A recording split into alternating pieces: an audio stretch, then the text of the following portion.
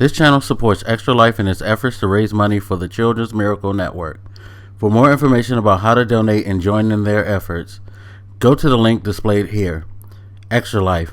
Play games, heal kids. What up, everybody? This is your boy Blak, and this has been quite the week so far. 2020, I tell you. So, we had the shit show of a debate, which I gotta do a discussion on that later. That was just the worst thing in the world. I didn't think it could get any worse than what we saw in 2016, but it got worse. Anyway, but after the debate, a couple of days later, we get an announcement.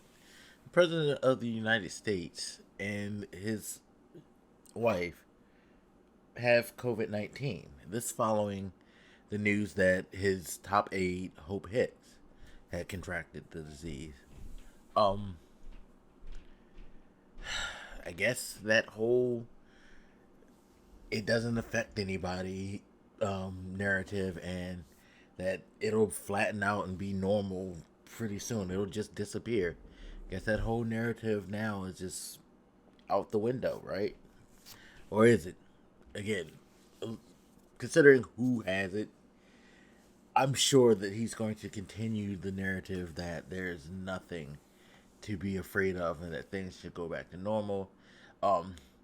If he kicks this, which I fully suspect he will get over, he's going to be like, see, it's nothing. I dealt with it and I got through it. Just 2 weeks. What the problem is? Everybody can do it. And that'll be his narrative going forward. It does come at a very pivotal time, though, because we had just started the debate season. The election is about 32 days away at the time of this recording.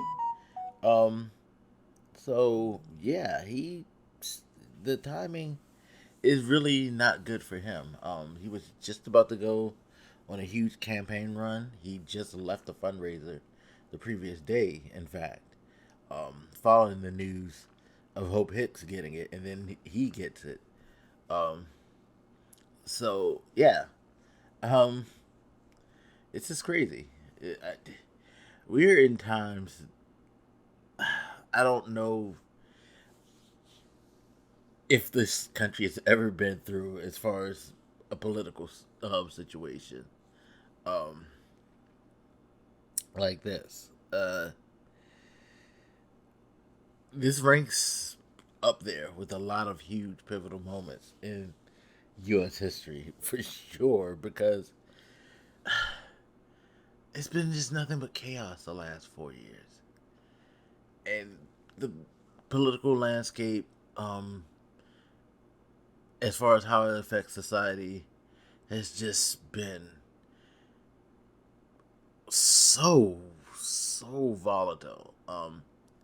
And now here we are with the president having the disease, and this pandemic has caused so much economical, social damage that now we got to deal with this. Because what happens if he does die now? I mean, again, we have an election about a month away. We can't stop the election, but I'm sure people are going to want to try to. Also, if he survives, what's going to be the fallout from that? Like, is this just going to reinvigorate the non-mask people, and cause people to act more of a fool? If he dies, is this going to be a rallying cry?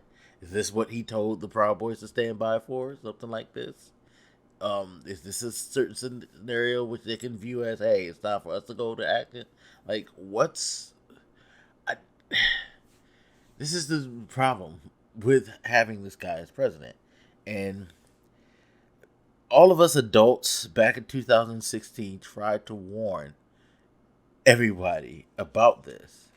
And I can't help but just keep going back to that thought in my head, especially within the last month or so, is that we tried to tell you guys not to think the way that you thought and not to be as apathetic as you were.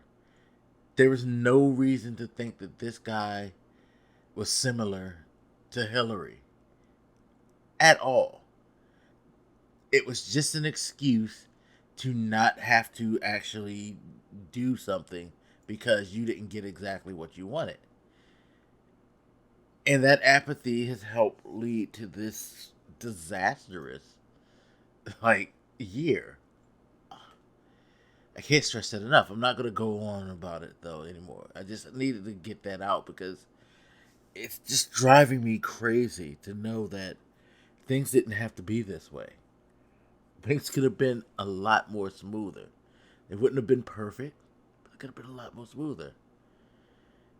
And here's hoping that after November 3rd, we can go back to things being a lot smoother, even though they're not going to be perfect. Because we're not going to do necessarily all get what we want out of a Joe Biden presidency. Like, I just don't get it. And I really don't get it, I really don't get it. But yeah, him having COVID is going to be interesting. It's funny because I could. Part of me is in this again. This is the problem with electing someone like him. Part of me wants to think that maybe he's just using this as a ploy to try to generate sympathy because he lies so fucking much. This guy lies about everything. But I could say this: I don't want to see him die because I feel like his dying will be a lot more problematic than beneficial. Yeah, I know we all want this guy gone, but